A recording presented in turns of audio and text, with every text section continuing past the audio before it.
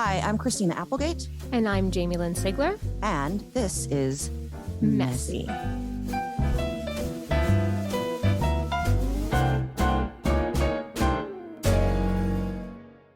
Well, hello, everybody. This is Christina and... It's Jamie. And we're a messy couple of bitches with a disease that's real fun. Anywho, today is an incredibly special day for us and for all of you, because today we are talking to probably one of my favorite people in the world, the kindest, most lovely, funny, incredible husband, incredible father, and just, he doesn't smell bad and he is wonderful. And given that today is the 20th anniversary of a little weird movie we did called Anchorman, this is Will Ferrell. Wow. Wow. What an intro. Well, isn't she good at it? She's so good. Yeah. Oh my gosh, that's so nice. how you doing, buddy? Wait, 20 years. 20. Holy crap. You know what's weird? It feels like more. I guess I've lived a lot of life since then. It feels like way more. Slow and fast at the same time. Yeah. Yeah. Like most good things. Right. Well, do we want them to be fast or slow or Well- sorry, you know me. Sorry, Will. Anywho. Wait, let me ask you a question about slow versus fast. Okay. Did you guys, you guys were working actors at young ages, so you probably weren't. I was just thinking about my high school experience, and I remember most kids want to get out of high school. They want to go like quickly. I remember having a very real feeling of like, oh no, this is the best it's going to get. I've got great friends. I don't have to do much. I love high school. I love playing sports. I love doing bits. And nope, I don't want to go to college. I don't want this to go by too fast. Isn't that weird? That is really No, weird. It's weird, but it's so good. I feel like it's like what you try to learn as you get older. Right. Do you feel like you still do that in moments in your life? I've always been, I guess, a little bit of an old soul in the sense of like, no, I'm not in a hurry. Like, smell the road. We got it good here. We got it good. Yeah. But Well, I feel like that tracks for you. I don't know you, but like being such a fan of you and what oh, thanks. the way you can help people just escape with your performances, like that's how I always feel whenever I watch you. Anything, Christina later will do this great movie trick that she does, but you're in 2 of my top 5 favorite movies strictly because of your performances and like just the way you can help people escape their lives with your presence. So I feel like that really tracks, that you carry that with you and that translates. I'll take it. Take it. You take it. Wait, Christina, do you remember how you thought I was having marriage problems? Because every time when we're shooting the movie, we would go out a lot socially, right? I don't know if you remember this. I don't We would go out, we would all go out as a group, like on the weekends or whatever, grab a dinner. And I was like, oh, great, let's do it. And then Vivica kept having to cancel. And you were like, what's going on? Like, I don't know. You verbalized it later, but Oh my I could tell you were like, what's going on with Will? Okay, his wife's not coming again. What's going on? And the reason was she wasn't feeling good because she was pregnant with Magnus. Oh And my God, I yeah. finally could announce that she was pregnant, like halfway through filming. You were like, I knew something was up. Oh my God. Okay, it's I don't know coming if you back to me a remember little bit.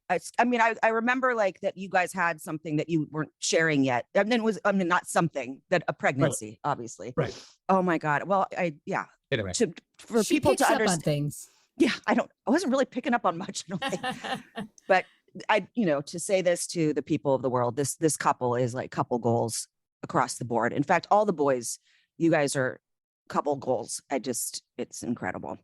Like Paul and Steve and Dave, Yeah, still right. still going strong. That's like some serious stuff. Like, how long have you guys been together? Because I love, this woman is so incredible, and you guys are like a force to be reckoned with.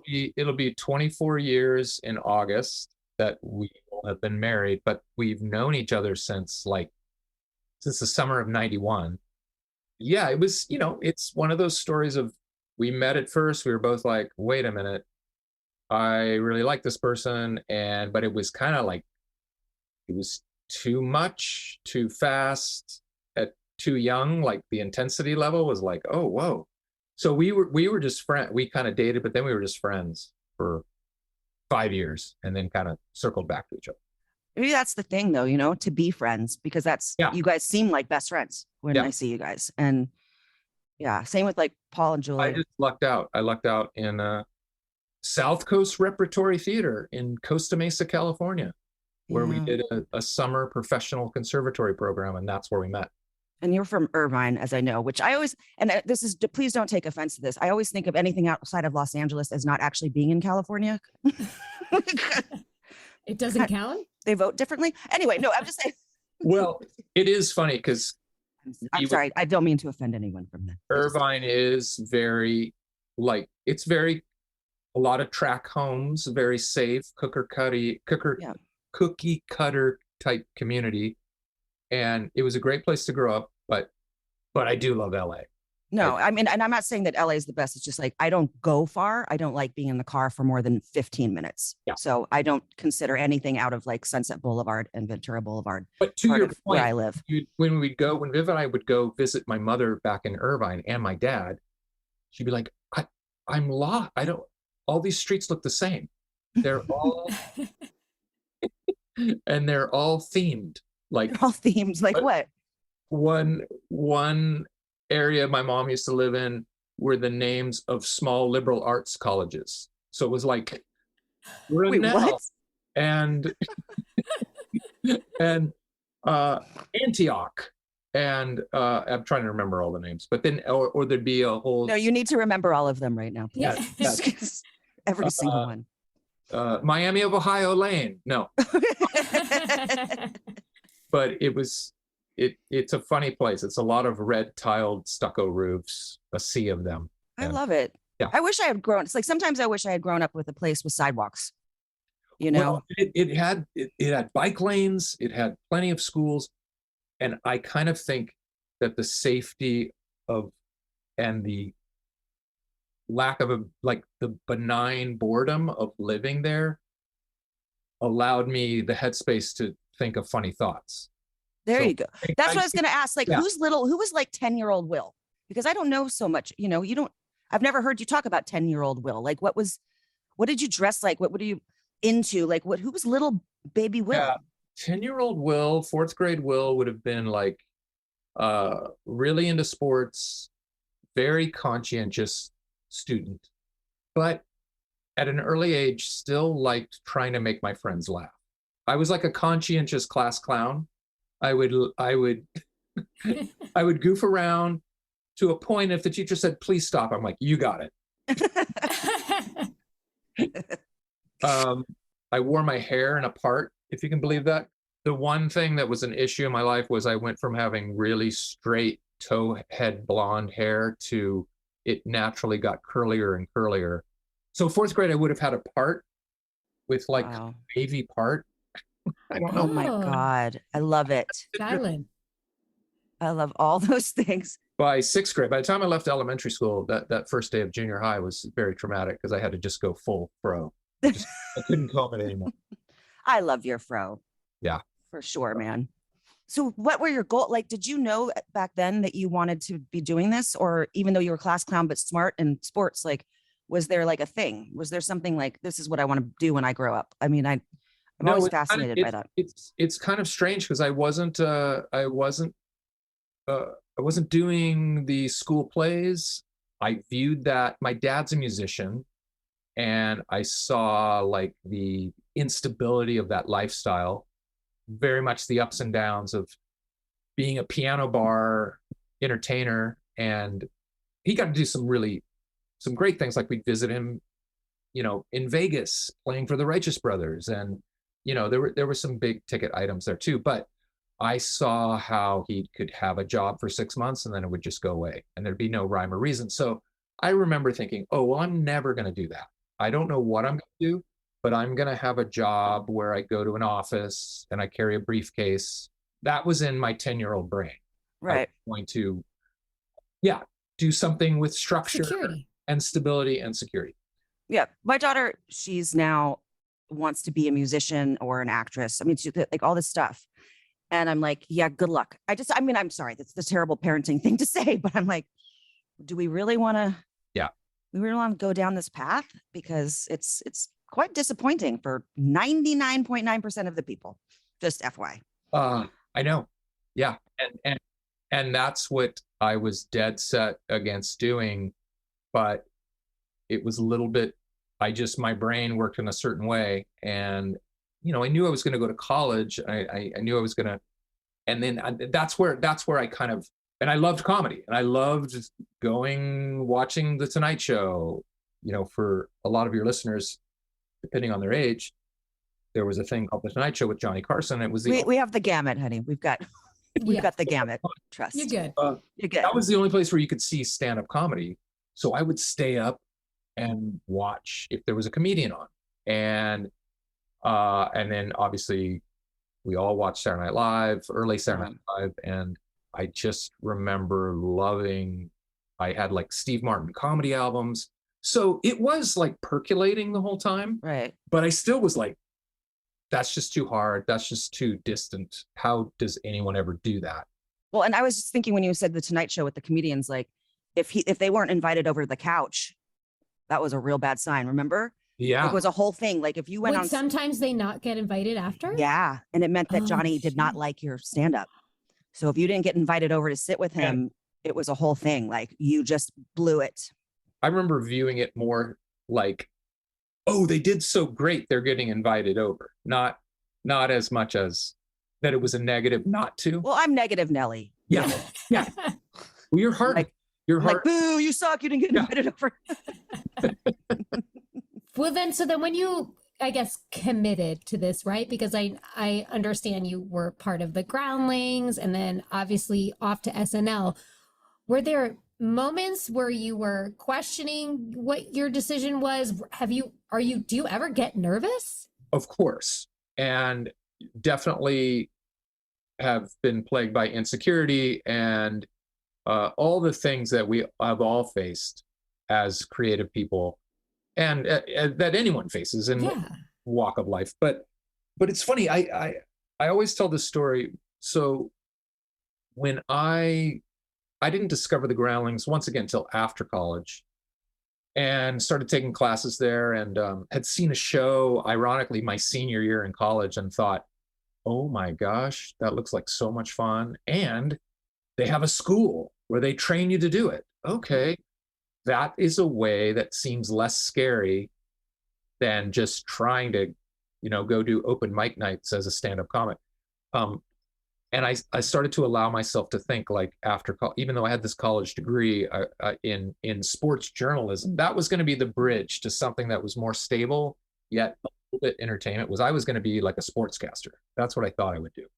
But when I left school, it's not like I had a job waiting for me. So I started exploring this Groundlings thing, and it came really easy. And I loved the ensemble, thus why I love Anchorman so much, is that we're all pulling on the same oar. We all got to play, and we fostered that environment of like, just go for it, mess around, and who cares? Oh, that was like the bane of my existence. No, not that part. No, because I've never been, asked, like, just do what you want. I've always been told, like, you say this is what I wrote. This is the Bible. And then you guys are asking me to like, just go. And I'm like, no, I don't go.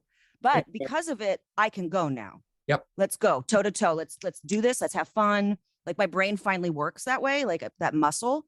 But when we were doing, oh my God, you did it with the best. Well, I would shake. Now that we're on Anchorman, can I take it back quickly? So is that where you two first met, was during the audition process? Yes. And did you know she was the one? We had read with a bunch of different people, and at the end of the day, Christina just checked all the boxes between funny, smart, tough, because we needed Veronica to be able to stand up to these doofuses, and she was the smartest person in the room. So you had to convey that. And she also had that classic newscaster look, And it all just came together in a way we were like, she's the one. And so that's, I also remember we went and watched you. I don't know if you ever know this. We went and watched you in what was right around the auditions. Your movie was out, the airline stewardesses one. What was that called? Yeah. With the Gwyneth Paltrow and the Marco Ruffalo. Yeah. And the people. What's that called? View from the top. Thank you. View from the top. Okay. Computer voice. View from the top. Yep. And so we went and we watched that movie, and Adam and Judd and I were like, oh my God, she's hysterical. And so obviously your body of work too, but yeah, that was, and I think we auditioned a bunch in that audition. We improvised a lot. Mm-hmm. And oh God, I was so freaked out. Yeah. You were? I was so freaked out. Yeah, it's really hard. I didn't know why we were supposed to do that. And I'm like, they're like, okay, just you and Will just go. And I was like, do what? Go leave the room? I don't know what you're talking about. Go? What are we doing here? But it's hard to convince, anyone who hasn't done it before that there's no wrong answer, and it doesn't matter. Like just spit it out and we'll find it. I remember we did the audition, and then, with me and my street clothes, and then we did like a screen test. Yeah, you're right. We did. And I was in this room with like people that I won't say their names, these actresses, and I'm like, oh, I'm done here. We're good. Like, I'm done. Because it was like 4 of us, and it was like the most like accomplished. It was like, I'm not saying like I got it overly accomplished people, but I was just like, tell me who we here. beat out. Let's hear it. Nope. Come on. Nope. Can't do it. And I just was like, oh, well, this will just be fun. I was like, you know what? Throw this away. Have fun with it. It's an experience. It's not going to happen. So just go have fun. And that's kind of how I live my life anyway with auditions and shit. Like, just go have fun. And whatever the result is, it doesn't matter. It's the process. It's the journey. It's the fun. And then got in there, and boy, we had fun. Yeah. And that whole experience, because it was such a hard movie to get made in the first place. And when it finally came around to where, oh wait, now DreamWorks wants to make it, it just felt like we were playing with the house's money. So we're like, okay, gosh, they're letting us make this crazy movie. Let's just do all the kind of comedy things we've wanted to try that other people have said, no, you can't do that in a comedy. And we just felt like every day we're just breaking the rules and having fun. Obviously I had so much fun. I just, first of all, that Will knows that I'm like a 12-year-old boy anyway, but with my humor. But I remember like Adam would come up to like go talk to you guys or something, and then I'd put like all the props that were all over the set in his chair. And it was funny like the first 2 times, and then I think Adam got like really annoyed with me about it. I put like police tape around his director's chair. Anyway, I remember Paul would come and knock on my door and be like, Corral's up, we got to go watch. Like, it was one of those things where, oh wow, like if we had a couple hours off, we would go and have to sit on set to watch the magic between Will and Steve and David. And it was like camp. I've now forgotten that there used to be something about watching the dailies after shooting that day. Mm-hmm. But what we would do is watch the dailies at lunch. They'd have a projection trailer on set, and we'd all grab our lunch and go watch the previous day's daily. And we so look forward to lunch because all of us were in tears, just like, what is happening? What a great idea, right? To just keep the momentum of the day going and remind you like the great thing that you're doing and the fun you're having. I love that.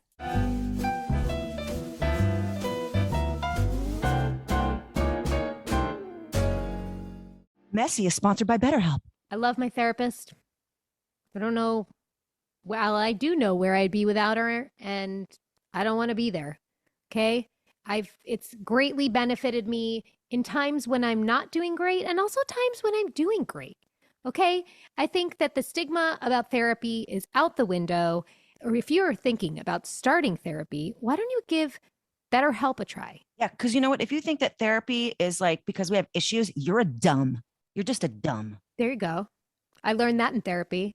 Did she say you're a dumb? Yep. She said they're dumb. Listen, BetterHelp's entirely online. It's designed to be convenient, flexible, and suited to your schedule. All you have to do is fill out this brief questionnaire. You get matched with a licensed therapist, and you can switch therapists, by the way, anytime for no additional charge. Stop comparing. Start focusing with BetterHelp. Visit betterhelp.com/messy today to get 10% off your first month. That is BetterHelp, HELP.com/messy. Support for the Messy podcast comes from Viore. We've said it before. And we'll say it again. Mm-hmm. We love Viore. Especially the oregano Villepin. I don't have. Mm-hmm. Mm-hmm. Listen, it's not your traditional old workout gear, okay? It's versatile. It's comfortable. Designed to look great in everyday life. It's perfect for a workout or an activity. What activities do we do, Christina? Lay in bed. Yep. Walking to and from the bathroom. The toilet. Sometimes down the stairs, but gosh darn it, do I look and feel comfortable in my view. Right. They're one of my favorite websites. They really are good.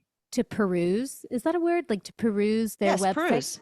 Yeah, you're my word girl. Correct. Yes. I like to peruse their website because they make it very easy to find the products that you want, very easy to order from the website. And you can feel good, by the way, about the things that you buy and how they're made because Viore offsets 100% of their carbon footprint.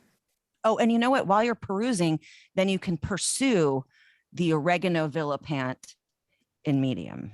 Mm-hmm. If you want to just match your messy sisters. Yeah. Here's the thing. You meet the pants you're never going to want to take off, guys. That's right. Are you talking about the performance joggers? I am. It's slim, it's relaxed, slightly cropped leg, side pockets, and a drawstring designed with the softest premium dream knit. That's trademarked. Hello. Yep. And, and my hubby, Mr. Cutter, he loves the men's core short. It's the one short for every sport. The core shirt has this classic athletic fit, falling just above the knee with an anywhere and everywhere versatility. You can go commando in it too with confidence because it has a breathable boxer brief liner. Viore is an investment in your happiness. So for our listeners, they are offering 20% off your first purchase. Get yourself some of the most comfortable and versatile clothing on the planet at viore.com/messy. That's VUORI.com/messy. Okay, so not only will you receive 20% off your first purchase, but enjoy free shipping on any U.S. orders over $75 and free returns. You're not going to have to return because you're going to live in them. So go to viore.com/messy and discover the versatility of Viore clothing.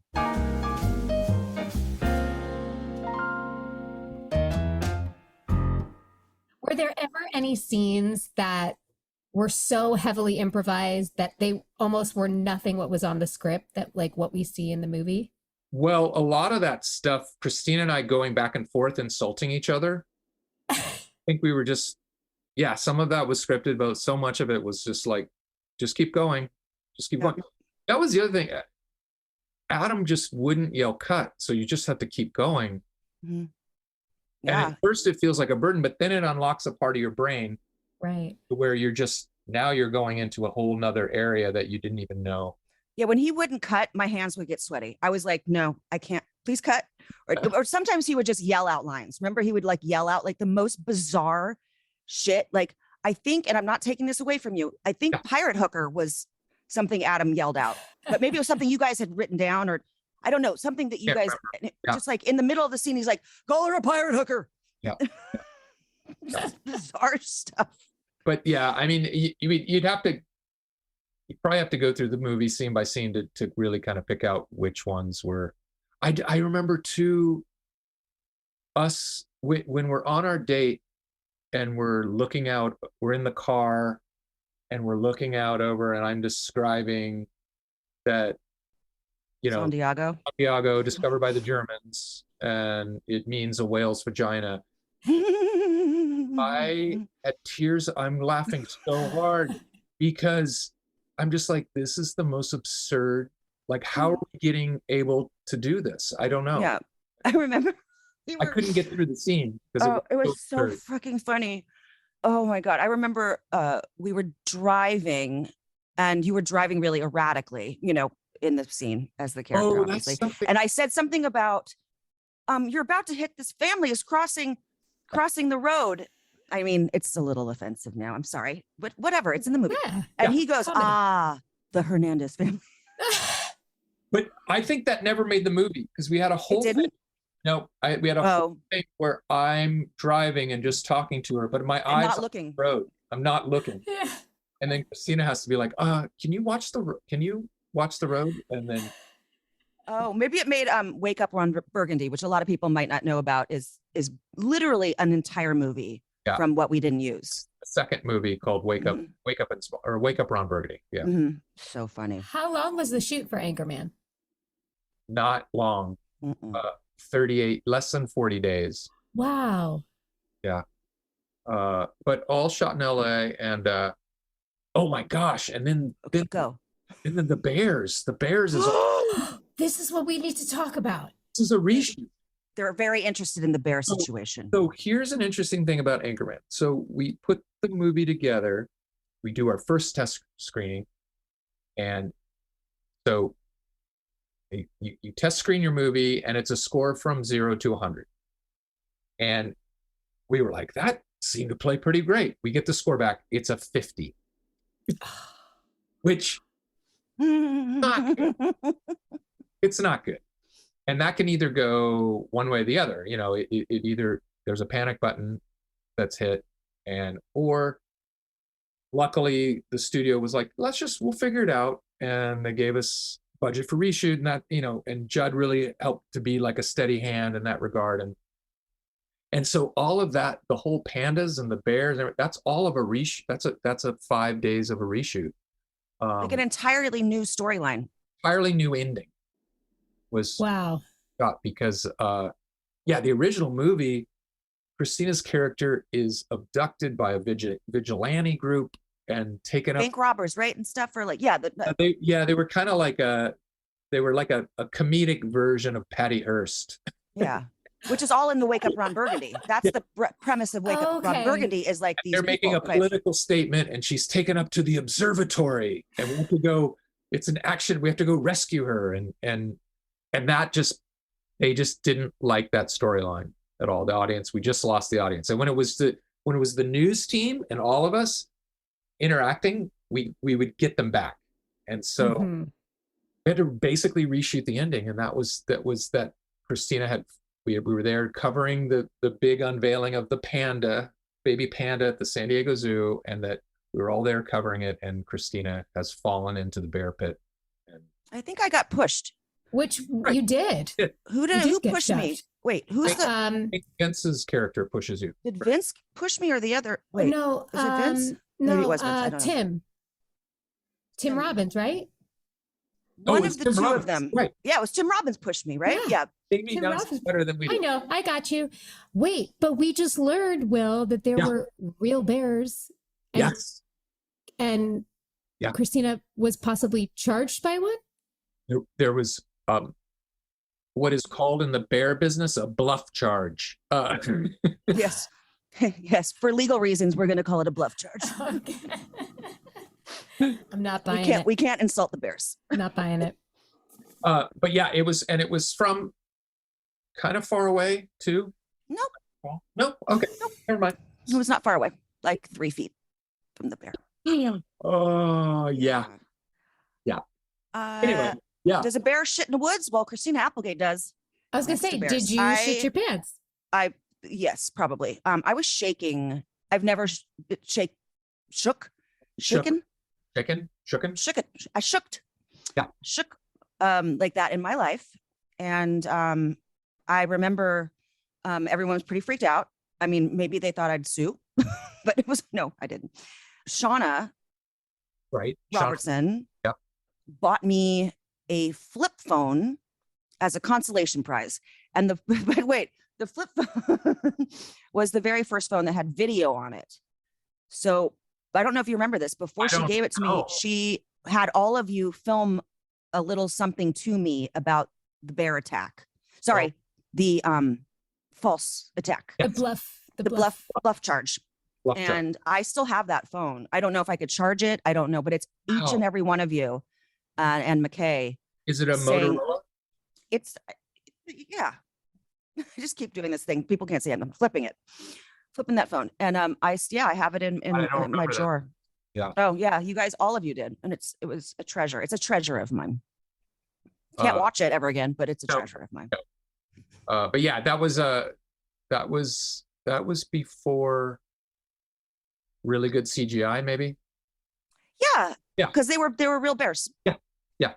And I had brought my dog with me. Remember Tallulah, my little dog that I kind of stole. I didn't steal her. She was found in the canyon, and whatever. Oh, and there was a lot of things about no perfume, don't wear perfumes, or little dogs. Or bring little dogs, or do not slather yourself in bacon grease. There you go. Don't do that. Don't slather in bacon grease. Yeah, that was a freaking trip. I also another. And this is so stupid, but I remember. Do you remember when we were doing the scene with Fred Armisen in the jazz flute scenes? Yep. And we're having our date and stuff, and I remember that day, like my tongue was feeling really weird. I don't know if you remember this at all, and I kept going. Is my tongue real swollen? And that's to me what I sounded like. That I was like, is my tongue swollen? And you're like, no, it's fine. I kept sticking my tongue out at him, like, please tell, is my tongue swollen? And he kept going, no, you're fine. You're fine. Well, I ended up having hypothyroidism, which makes your tongue swell in your mouth. So I was saved that day. But anyway, I don't know why I thought that. I just remember going like, it was your first day of your symptoms? Yeah. But like in the scene, when I've seen it before, I am kind of talking like that, but I'm not. I've got to go. I have to rewatch to see. Oh God. It translated beautiful. Yeah. No one could tell. Yeah. Don't worry about it. Will, do you ever want to direct? No, I am intrigued by it in terms of working with other actors, but I don't know if I could handle, the good thing about acting is you get to turn your brain off at the end of the day. And I think a director doesn't get that indulgence. And I just know that there's so many micro decisions, major decisions and micro decisions that I would probably be a little too over. I know part of directing is also delegation, but I think, ultimately my laziness kicks in. Yeah. So, I think it would be so hard to, I don't know, like perspective, like to jump out of it and have like an objective and a perspective and the moving parts, right?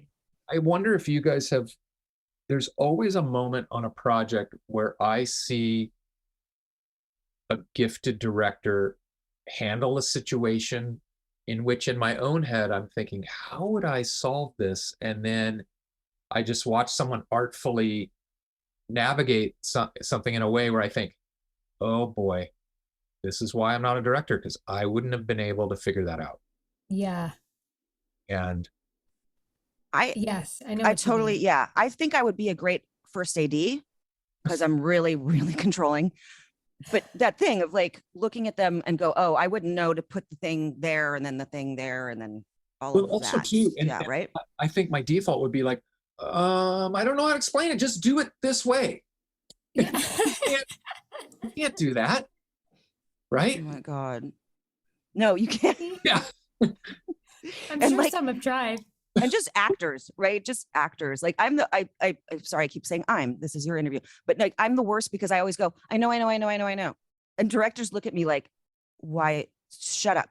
And it's not because I'm like, your opinion doesn't matter. It's like, I'm so self-regulated to the point where like, I know where I fucked up. So I go, I know. And I go, God, Christine, stop it. You're already answering the question. And they're like, no, I wasn't going to say anything. Yeah. I know. I suck. But yeah, I'm there's probably a handful of times on any project where I see problem solving done in a way where it just reminds me like, oh boy, I would just be sitting there for hours going, let's just walk away. I don't know what to do. Yeah. But you produce a lot. Yeah, but that's easier is probably not the right term, but that at least you get to kind of jump in and just give a note here and there, watch a cut of something, give some suggestions, And, you know, but ultimately it's still what the director wants to do in a way. Of course. You produced Succession, one of my favorite shows of all time. How was that? Well, I really, you know, full disclosure, I really wasn't, that was something that just kind of set sail, and I was a fan just like everyone else. Yeah. You know, my main contribution to that was, you know, suggesting that it, because it came in originally, Jesse wrote it as a feature, and we were thinking, and I had the bright idea of like, maybe it's episodic, maybe it's more of an HBO type show. And Well, greatest note of all time. so that was my one contribution. The rest, I literally was just watching it the same way everyone else, just like beautifully written, wonderful casting, everything like that. Yeah. I know Alan Ruck. That's all. Anyway, Great. They're all great. that's what I wanted. Like, that's like, I want to do that. I want to do it. You know what I mean? Because of disability and things, and you know, Yeah. working is difficult. Like, I want to do what you're doing. And like, I was going to talk about Jessica Album for a second, because, Yeah. you know, I met Jessica the Bear Day when That's she was working with you as your assistant, I believe, So, right? yes, my producing partner, Jessica Elbaum, was her first week of working with me as an assistant was that week of reshoots. Wow. Mm-hmm. She's doing pretty good. I like that lady. Really well. Yeah.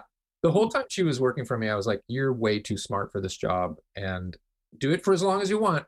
Trust me, I don't want you to ever to leave. You're incredible, but you're going to wake up one day and just be like, okay, I'm ready to do something else. And that moment came, and she had the amazing idea to start Gloria Sanchez and to focus on female driven projects. And Yeah, which was, she is my boss for Dead to Me.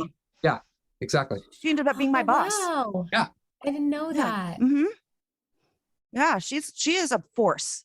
She is. And I think that because, I don't know, I think because you're so incredible, and by giving her that encouragement, she got to feel open to having an incredible, like, her life. It's like, I can't believe what she's done. It's just, I don't know.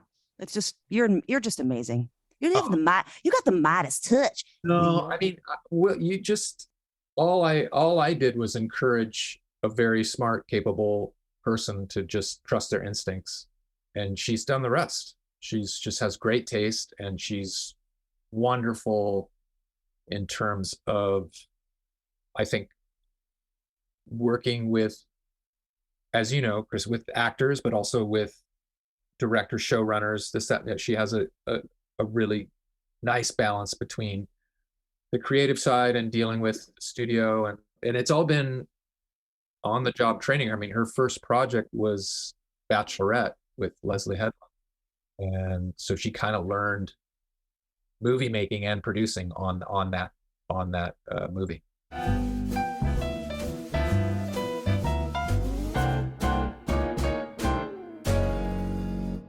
Bonjour.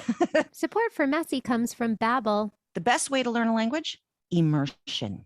Living where the language is spoken and using it every day. But guys, that's not in the cards for all of us. We can still learn a language the second best way, and that's with Babbel. Don't pay hundreds of dollars for private tutors or waste hours on apps that don't really help you speak the language. Babbel has these quick 10-minute lessons that are handcrafted by over 200 language experts that will help you start to speak a new language in as little as 3 weeks. Babbel's tips and tools are approachable, they're accessible, they're rooted in real-life situations, and they are delivered with conversation-based teaching so you're ready to practice what you've learned in the real world. Like this little ditty, fermez la bouche, means shut your mouth. Oh, wow, that's a good one. Okay, so check it out. Here's a special limited time deal for our listeners. Right now, get up to, wait a minute, am I reading this right? 60% off? What? Your Babbel subscription, 60? Wow. More than half. But only for our listeners at babbel.com/messy.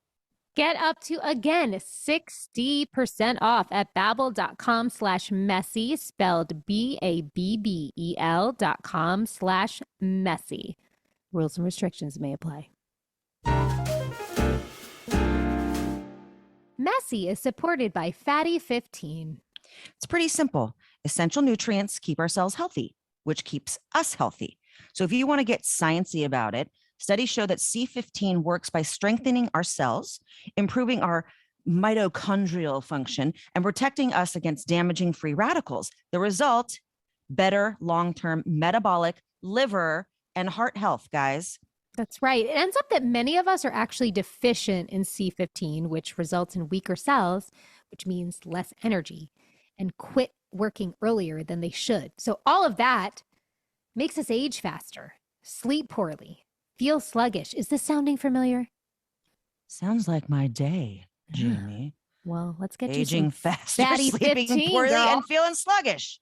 Well, You know what, though? What I heard, though, is that Fatty 15 is a science-backed, award-winning, vegan-friendly, see, that's for me, and pure C15 supplement. By replenishing our cells with that essential C15 zero nutrient, Fatty 15 effectively repairs our cells and it restores our long-term health. Go science. That's right. Fatty 15 has 3 times more cellular benefits than omega-3 or fish oil. It is made, it's made from a patented pure and oxidation-resistant C15 powder derived from plants. It's vegan-friendly, free of flavors, fillers, allergens, or preservatives. C15 is the only ingredient in Fatty 15. It is 100% pure. Now, I ain't going to put down fish oils. I'm not. Okay. No, But I'm we're going to not tell here. you, as a vegan, I used to take the fish oils and could taste the fish Yep. once it dissolved in my stomach. So this Yeah. is it. This is it for us right here. We get all the benefits of the omega fish oil vegan-y. That's right. So let's help regulate your sleep, your mood, your natural repair mechanisms that support your overall health. Fatty 15 is on a mission to replenish your C15 levels and restore your long-term health. You can get an additional 15% off their 90-day subscription starter kit by going to fatty15.com/messy. And don't forget, you have to use the code MESSY at checkout.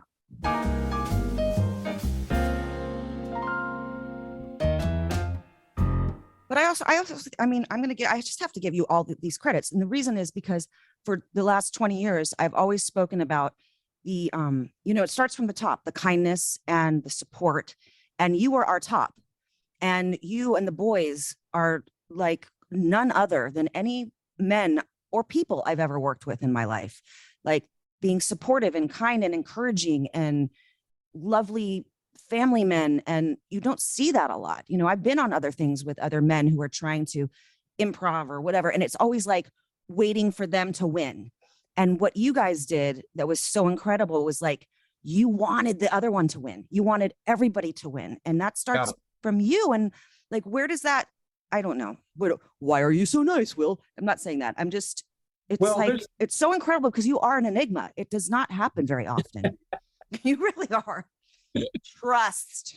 I mean, I guess it's a little bit the built-in, it's my nature of who I am. Like I just remember going and as a kid and watching a movie like Caddyshack or watching Animal House, and there wasn't just one funny person. Everyone was so funny, and oh my gosh. And that's why Saturday Night Live was my dream job, was that I really wanted to be a part of an ensemble, I guess, which is a strange instinct.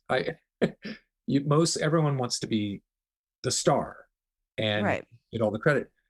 But I guess I always thought that, well, if the project is good, everyone will get equal amount of you'll get enough attention. But you understand that that's not the case. Like on most things, I don't know. you can feel it.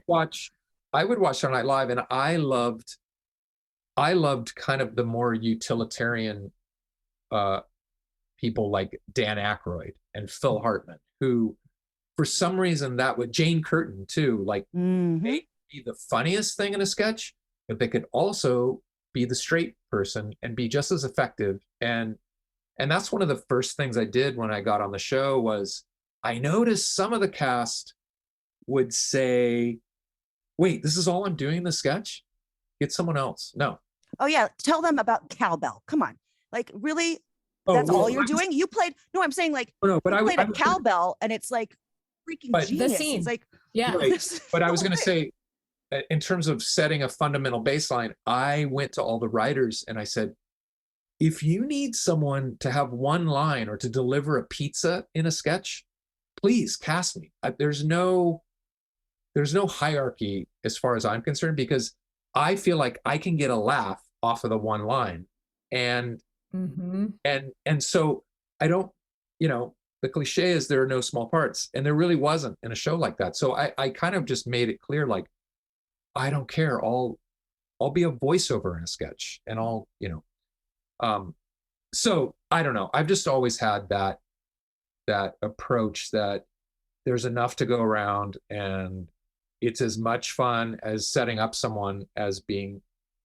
And someone had taught me too, there is a strategic view of this that I think it was Lorne Michaels. You need to make an exit so that they want to see you come back. If you're on the screen the whole time, it's like, okay. But it's okay to leave. It's okay to leave and then come back and be like, that character's back again. Oh, it's just less is more.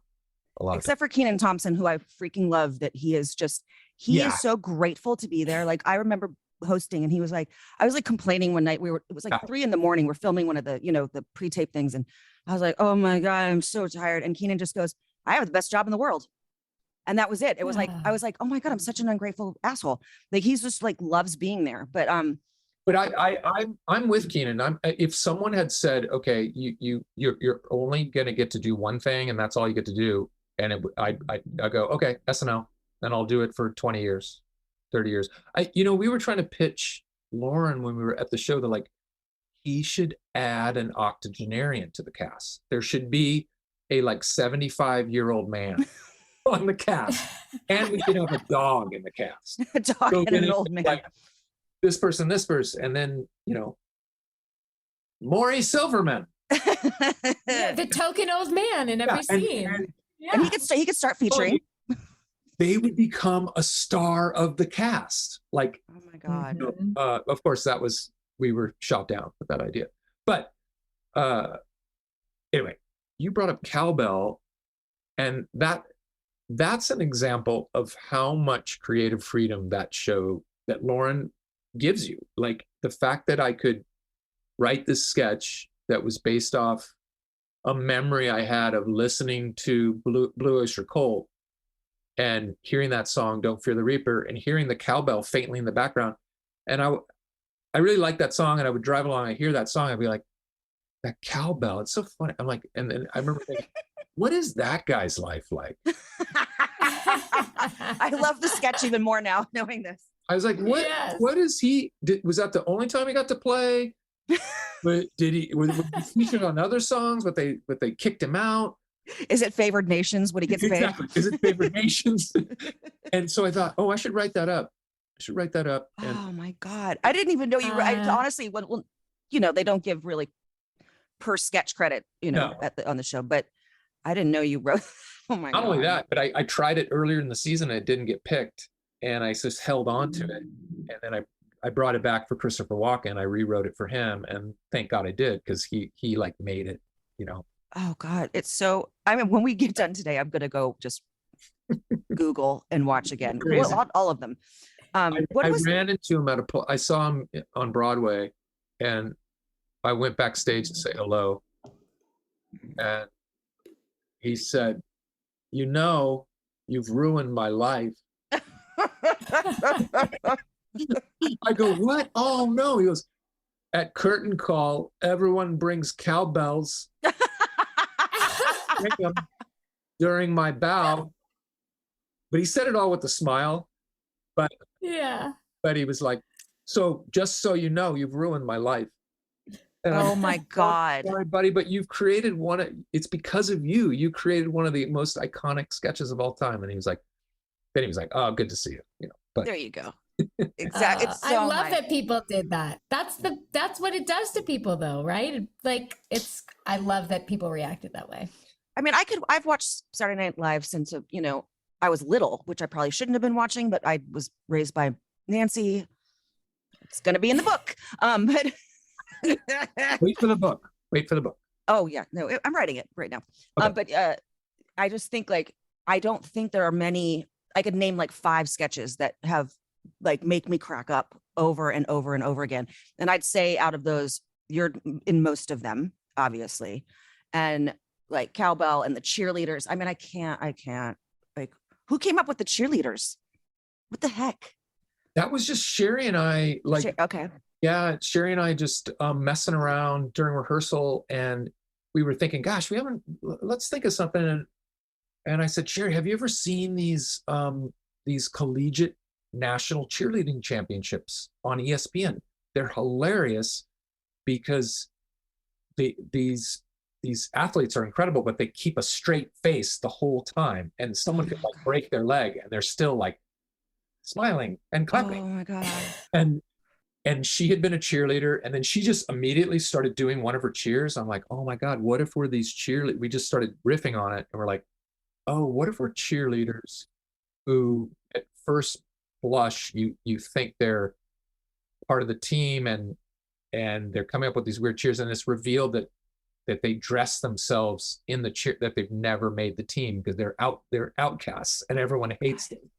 I love it. Oh my God. It's one of the most classics ever. And we didn't know, we were like, how do we do this? Because if it's just a bunch of stage directions, like then they stand up and do a funny cheer, no one's going to get it. So we would stand up in that little cramped read-through room and clear a space and do the actual cheer. Like we had to have it worked out just for read-through. Oh, I'm sure. Yeah. And we'd have to do it in this little room and have it all worked out. And that's how we sold the sketch the first time. And then once it got going, we didn't have to worry about it. But what a lot of people and don't also know just the size difference of you guys too. Yeah. Like, sorry, No. like everything was just sold it perfectly. Will's an enormously tall man. Very tall man. But yeah, Sherry, like, was one of the most gifted sketch players. I mean, she's Hall of Fame for majorly. Yeah. But I mean, for it to be able to come through, like people don't know that on that day that you do the read through, you're reading 100, like it's like 100 sketches, right? It's like, or 100, I don't know. Well, it's like, yeah, it feels like 1,000, 2 million sketches. I mean, you're reading one day. we had so many prolific writers. There were sketches that were 60, I mean, read-throughs that were 60 sketches long, and they finally started pulling it back to get it like at least under 40. So you're not there for 4 hours. I always felt so bad for all the ones that people were so like it was their passion project. And then you have to, and you as the host kind of get blamed for like shitting on their sketches. That's when I started hosting, I saw the other side of it. And I remember thinking, oh, I like it better as a cast member, like to decide the fate of which ones, or to have a hand. Oh, the host gets to decide? The host definitely has a hand. And Lauren. Yeah. So it's not just you. And usually there's, Christina, I mean, what would you say? There's consensus on probably 75% of what the show should be, but that other 25%, it's like, well, I like this. Yeah. Other people like that. Yeah. And you get side eye. Yeah. You get some stink face from these very funny people that you really loved hanging out with. Now they hate you. They're like, this was my dream sketch. I've been working on it my whole career. Oh, I'd much rather be on the other side where I was bummed and disappointed and really didn't know how the sausage was made. And now you're on the other side, like determining how much someone is in the show. It's like, oh boy. Yeah. When we did Van Down by the River, I remember Lauren came up to me and he's like, hey, we have to put this in. Chris has been pitching this for years and no one ever picks it. Will you pick it? Thank God. And I picked it. Yes. But I was, there, but that's what I mean. It's like, he'd been wanting that for so long and no one had picked it. And I was 18 or something, or 19 years old. So I was like, oh, sure, Lauren, whatever you want. I have no authority here. But then the second time I had to like get rid of someone's sketch, very, very successful person. And I remember her like really stink eyeing me for a while because it was really funny, but there was other stuff too that was really great. And then I wanted I'm such a jerk. I wanted my sketch in about Jillian Shiz, who was my dance teacher. So that one I kind of co-wrote with the writers of a dance teacher. That's a character you really wanted to play. And in your comfort zone. But then I pooped on someone who could probably I know. Yeah. Take me down basically at this point. Sorry. Wow. I never knew that. Yeah. Yeah, it's an uncomfortable situation, but everyone, they all know it, right? I mean, you guys know that that's like the deal, and I don't know. Yeah, yeah. And Kevin Nealon gave me the best advice during like my first season on the show. He was like, you don't have to hit it out of the park every show. You like just you want to be able to look back at the end of the year and say, oh my gosh, I had 5 to 6 to 7 to 8 like signature moments. And that's enough. Like, view it like a baseball player, if you hit 300, you're a really good, if you succeed 30% of the time, you're a really good baseball player. Right. And so I just viewed it with the long game in mind, and then once you're on the show long enough, you're like, oh, I don't have much to do tonight. All right. You're like, hey, I'm gonna go lay in my dressing room. Because I had an embarrassment of riches there for a while where I was in almost every sketch, which was amazing. I'm so thankful that I was being used so much, but then I had that's where the neurosis of like, are people getting sick of me? I gotta, Well, no one could get sick of No you, one but was I getting understand sick that. of you. Yeah. But also, I mean, it's so taxing. Like that 90 minutes. It's like people will be like, what do you mean it's taxing? No, it's crazy. Oh, it's Like, great. they don't see what happens behind. Yeah. You're literally getting dragged on the floor by like hair and makeup and wardrobe people to like stick you behind a curtain and get you naked, and you're not allowed to touch. I remember that. Like, I tried to help them with my coat, and the lady's like, stop touching. Yeah. I'm like, okay, just gonna stand here naked. It's insane. So then what made you want to go? I mean, thank you for leaving. Because Will Ferrell. I was forced out. What? Oh, don't you fucking say that. I'm gonna go punch Lauren in the face. No, I Forced out. I was forced out. No, I just it was right around like my end of my 6th year, and I knew I was going to come back for a 7th, and I don't know, something about 7 seasons, it just felt like the right time to just take a chance and leave the show. It wasn't as if I had a stack of movie scripts waiting for me. It was more that it felt like I had a certain amount of momentum, and let's just leave the show and see what the next chapter is. What was the first thing that you did after, though? Well, I had shot Old School while I was filming SNL, but that had been pushed. That hadn't been released yet. So that was okay. That's why I get confused, because I think Anchorman was after. Yeah, right. Okay. So Old School was in the can, but they held on to the release, which is usually not a good sign. It was supposed to come out in November, and then I know they were afraid. It was up against the Eminem movie 8 Mile. Oh geez. Yes. So they were worried about, which that was a big movie. So they held on to it till February of the next year. So that wasn't coming out.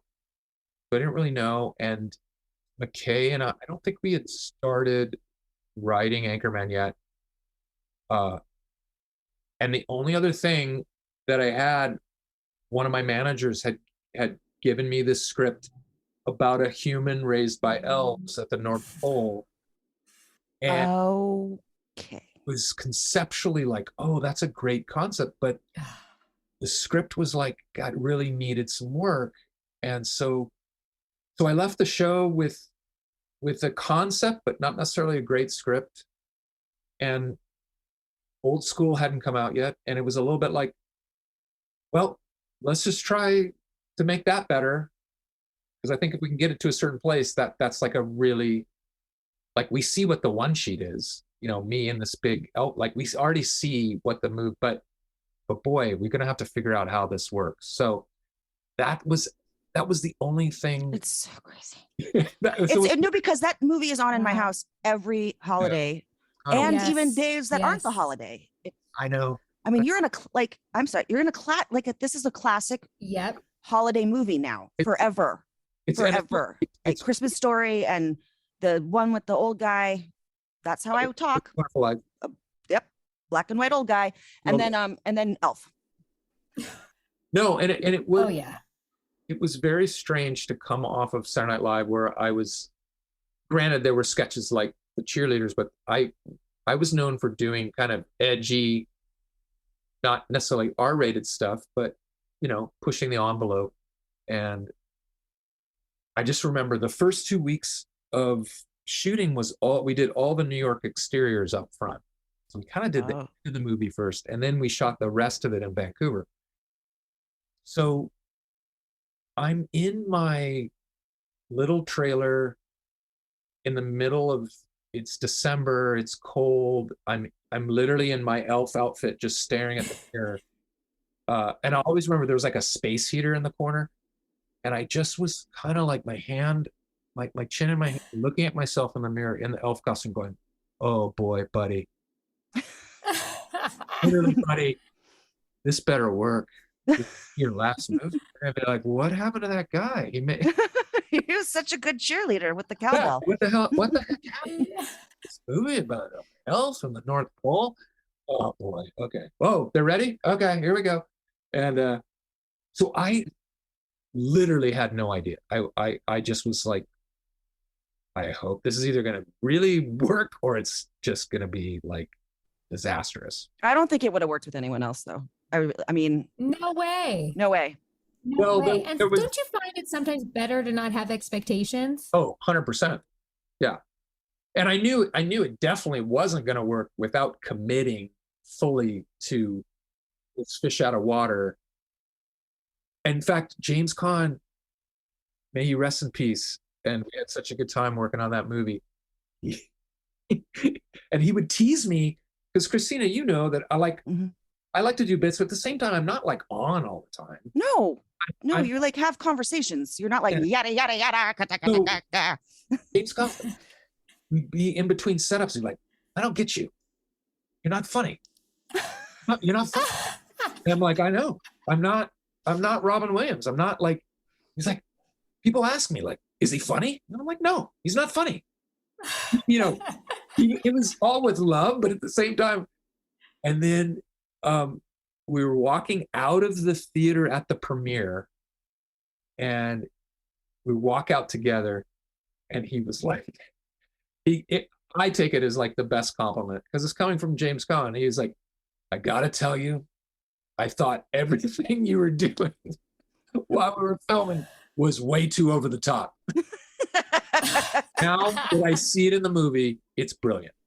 It's perfect because I love that the whole time, like he's not acting. He's truly annoyed with me. Annoyed with you. Like, this guy shut the fuck up. Jesus. And so I literally drove him crazy in that movie.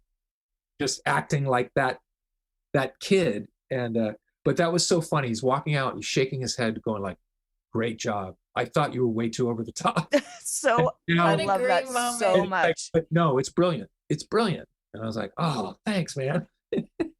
Well, I mean, that dynamic wouldn't have worked otherwise. Like if he, if he was trying to come up to your level, we always talk about like, what's the theme? What's the tone of something? Like in that movie, you had to live in your own tone, and the people around you had to be like in reality tone. And it wouldn't have worked otherwise. But conversely, we were trying, it was scripted a little more that he would get more frustrated and lose his temper with me. And he didn't want to do any of that. He wanted to save it till that moment in the boardroom where he kicks me out of his life.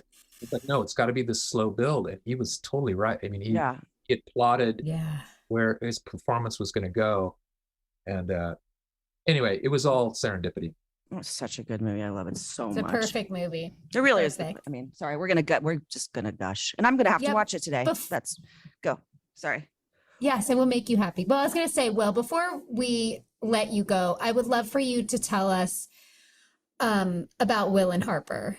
I was and your documentary, because I was so touched by your reaction to wanting to really like understand and take care of your friend. I think that says a lot about you, but also like such an important message, because I can understand your position and trying, like, not wanting to navigate something well for the sake of your friend and an entire community of people, but not knowing how. Right. Yeah. I mean, that was kind of the origin of the project. My friend Harper Steele, who I met that first week of we both got hired at the same time at Saturday Night Live, and she's always someone I've collaborated with, and she was our creative director at Funny or Die, and she had this obviously big literally life-changing announcement that she was transitioning at age 59. And yeah, it took us a while to we'd emailed and talked, but we really didn't sit down and have a face-to-face kind of coffee for like 6 months after her announcement. And in that time, as we started discussing, anyone who knew Steele knows that she loves taking cross-country road trips, and that's part of who she is. And she was lamenting the fact that as a trans woman, she didn't know if going, like she prided herself on going to the like out of the way cowboy bar in Oklahoma City as her dead self. And now as a trans woman, she was like, I don't know if I can go to those same places. And then that's where this light bulb moment was like, what if we did a road trip and let's go to those places? And I'll be like it's kind of like that old movie, My Bodyguard in the 80s. Yeah. Like, why don't I be your figurative bodyguard, and we'll go and I go, but I only pitched this just as a while. I don't want to exploit our friendship in any way, and I fully expect you to say no, but what if we made a documentary, and I also you can use it as an exercise for you to maybe go to some places that you'd be fearful to go by yourself, and I'll be there with you. And it also selfishly give me a chance to ask you just every question I have. I don't like, do I need to treat you differently? Do I need to, are we still going to joke the same way? Are we still just all these questions? And she ultimately was like, you know what, let's do it. I think it could do a lot of good for me. And maybe this will be something that people will watch, and it'll at least be the steps of demystifying and answer a lot of questions of what it's like to be trans, and also be a template for a guide for talking points for cis people to know how to navigate this for the first time. So anyway, it's like one of the most wonderful creative experiences of my life. And the surprising part is it's incredibly fun. I mean, we still tease each other. I mean, you see our friendship through humor. Yeah. And then it takes these crazy emotional gear changes. It's just a really cool thing. I love it so much. I can't wait to watch it. And I love the fact that, even it's when someone transitions, they're not transitioning out of the person that they were, they're transitioning into the person they always have been. Exactly. And so, yeah, no one loses. Right. Everyone wins in that scenario. And thank you for doing that. That's beautiful. I think it's awesome. It's also, people have come away watching it also just saying it's also about just advocacy for a friend who's going through anything, as well. So yeah, we're excited. We're so excited for it to be released into the world. And when is that? Like, sorry, I know I'm supposed to know these things. On Netflix. I believe it's September 27th. Okay, so hear that, everybody. Great. September 27th. Yeah. Support Will and his beautiful friend for Harper. A 2-week theatrical window as well, I think, leading into that. Oh, that's awesome. Oh, Wilson. Yeah. I love you. I love you too. I miss you. I miss you too. I sit here and I just go, who would I want to just spend time with? And honestly, it's like, of all the things I've ever done and the people I've ever been around, I want to just hang out with the 4 of you boys. I know. Like, really, honestly, like, I can't. I know. And I know you've got lots of life. I just saw Carell in Uncle Vanya on Broadway. Oh my God. Holy Toledo. He's so good. Yeah. I mean, I booed a couple times. I would boo too. Yeah. Just kidding. At one point I yelled, "Really? I'm not buying it." And I got Do improv. Be funny. Steve appreciated it afterwards. Yeah, I did the constructive criticism, by the way. Why is he done? He like did 180, man. I was like, I know. Yeah. just from like Candle or what was it? I like Candle or whatever he said. I don't know. Whenever someone I know that's I like close to me, I like Lamp. I like Lamp. Whenever someone I know who has their period, someone maybe in my house, I'm like, the period attracts bears. Careful of those bears. Bears. Bears can smell the menstruation. Menstruation. It's got to be one of the more top quoted movies, just because there's just so many lines that are gold. I think I literally said the other day, I'm in a glass case of emotion. I really did, like from a real place. I think the sequel is so good as well, but it doesn't quite get as quoted as much. It's because I'm not in it as much. Just kidding. I'm kidding. That's a joke. Right. No, and the sequel's great. It's awesome. But it's like, I think because ours it was like so concentrated. Yeah. I mean, it really was just, it was also, I think Fred Willard and everybody was just, it was just us. Or you guys. And I came in here and there, but you know. No. I mean, it was, not to say, it was, I think the reintroduction of a type of movie making that hadn't been seen in a while. And it was on film, by the way. Yeah. Nothing's on film anymore. It was on film. That's why it looks so good, right? It does. It's beautiful. And you know what's something that's funny that people might not know? Well, they're not going to know because it was a phone call that I got.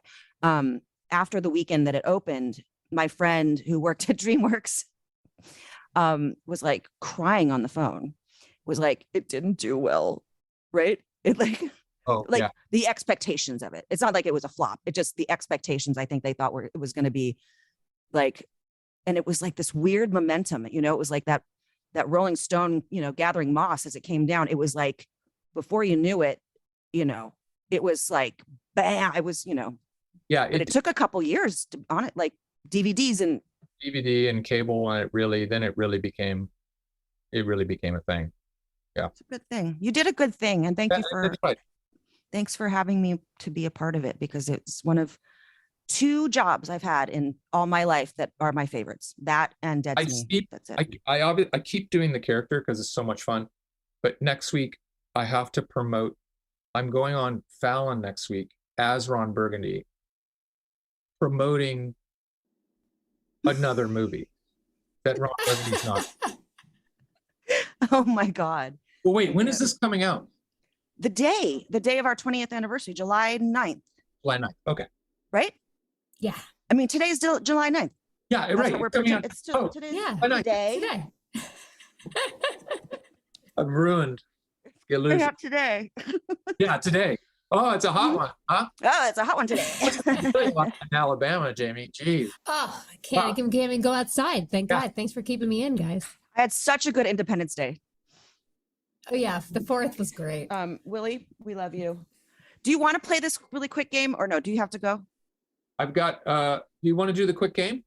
Okay. You have to. Okay, this is what. Okay, so why don't you explain it, Jamie? Because I got to get myself together. So Madam get my psychic Christina hat on. This is her crazy trick that she's very good at. So all you have to do is give 5 of your favorite movies. Don't think too long about it. Just, you know, it doesn't just the 5 of your favorites that come first to your mind, movies that you could watch over and over again. Okay. That just make you feel all the things that you want to feel. Okay. It's a Wonderful Life, Cinema Paradiso. Also, let's see. Shawshank Redemption, The Godfather. Is that how many? That's 4. That's 4. Just need one more. One more. Don't overthink it. Just say it. Don't overthink it. No, but like if it's on, you're on TV and you're scrolling, you'd stay on it to watch it. Oh, I'll just say Planet of the Apes, the original. All right, you guys talk for 2 seconds while my brain goes. Shawshank Redemption was on mine, just so you know. Oh, okay. And Old School. Oh. And Step Brothers. Step Brothers, I've watched like 400 times. That's so. I feel like I'm gonna, an hour from now, I'm gonna go, oh, how did I leave this one off? But anyway, you have your list. Well, this is my list. So what okay. Wait, what are you doing? So what? Okay, so do you want me to tell do you want to explain what you do, or do you want me to explain what she does? So basically, she's just gonna tell you who you are. She's gonna just really dissect you in a way you've never been dissected before. Okay. Sometimes So- I make people cry. She's made Sometimes I people don't. cry. Yes. Okay. So I've only seen Cinema Paradiso like once a long time ago, but I feel like there's this feeling of, I might be completely wrong, of not really having like a place of belonging, like in a group. And maybe that's why you sought out groups, like when you were a little kid, that there wasn't like, that you felt that you could lean on a group. And this is what I'm getting, because these are all kind of movies that feel like someone would have your back, and Yeah. like a loneliness of not like trusting and having people like really hold you in a group. And that's what I feel. Wow. So that's why you like groups and troops. Yeah. Groups. I would say that there's a lot of validity to that. Yeah. Yeah, like some, just I don't know, but that's what I'm feeling. It's a little simple thing that I talk about. It's like being a little kid and then not, I don't know. So how did you deduce that from that list of movies? That's what spoke to me. Huh. There's a thematic thing there Yeah. of, Yeah. I mean, I think definitely being funny was an easy way to make friends, not to feel like being an outsider. And then it was a way to ingratiate yourself to a group, for sure. But it's like, for me, like when I use humor, I use it sometimes to not let anyone see what is like truly going on with me. But you're pretty, I don't know, well adjusted. I'm not. Anywho, it's not about me. But you know what is interesting about that is that, and this is like a minor thing in terms of, it's not really even trauma, but I remember feeling so embarrassed because my real name is John William Ferrell. So first day of school, it'd be John. The teacher would be like, John Ferrell, John. And it was so embarrassing to me to have to say here, but I go by Will. I don't go by John. And for the first week of school, it took like a week before the teacher remembered, that's right, you're Will. And that was excruciating to me. So the beginning of the school year was always like, oh my gosh, I hate this. I have to remind the teacher that I'm not John. So What was it about John that you didn't like? Or it's just because... No, it wasn't my choice. My parents named me John. They called me Will. I grew up as Will. Got it. Yeah. But on our roll sheet, my legal name, John Ferrell. It's John. Mm-hmm. I don't know why that was so embarrassing to me to have to explain. I'm actually Will. And then I think maybe for that reasons, other kids, new kids, first day of school, like, why don't you go by John? It's a long story. Yeah. Yeah. But Wow. anyway, that there you go. outsider thing. There you go. Like a little, yeah. People are going to be listening is going, that is the lamest thing ever. We just lost anyone named John listening as listeners now. They're like, Bye, bye. John. Pause Bye, the- John. We'll see you another time. Yeah. Anyway, you are a freaking delight. I love you with all my heart. Guys, And, thank you so much.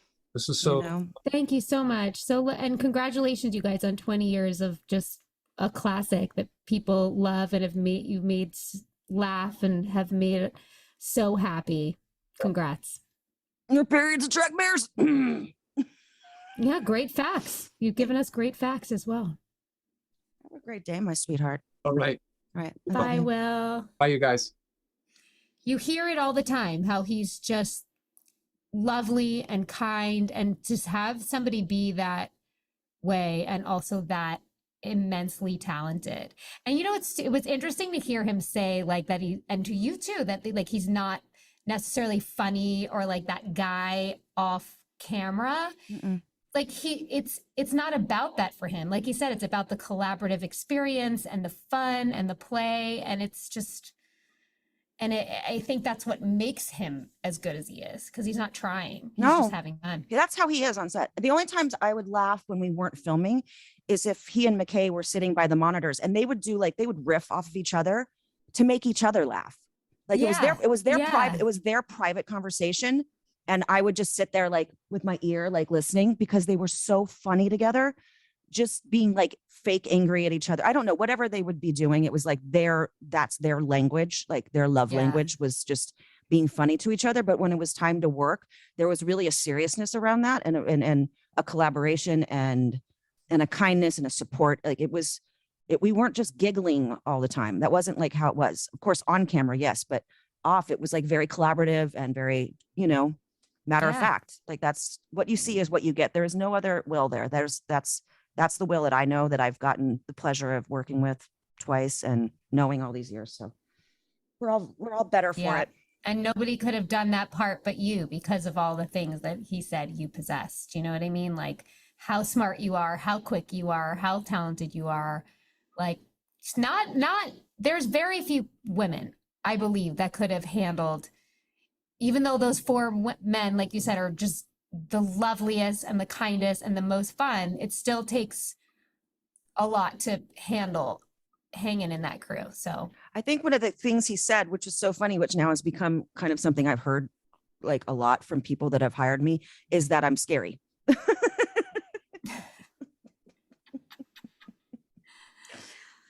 But like scary.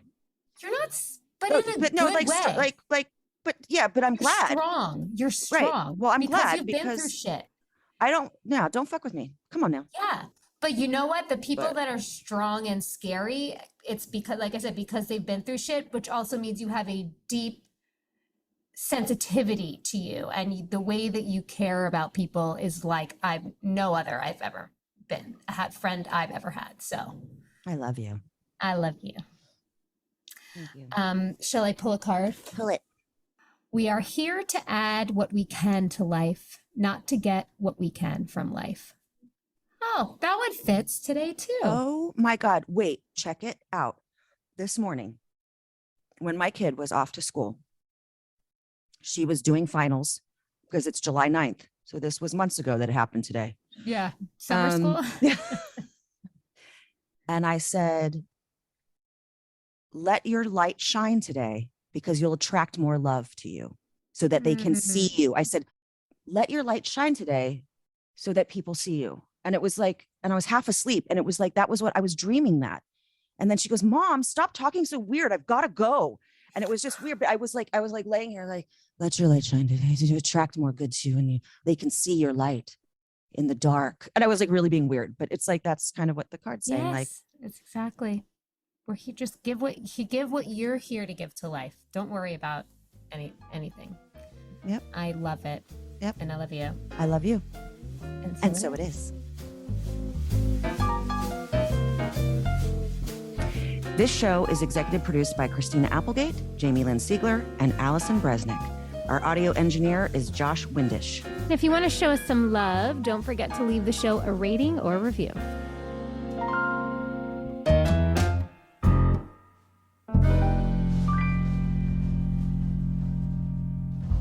Hi, it's Jamie. Thanks for listening. I just want to let you know I am a paid spokesperson for Novartis, but this podcast is independent from my collaboration with Novartis.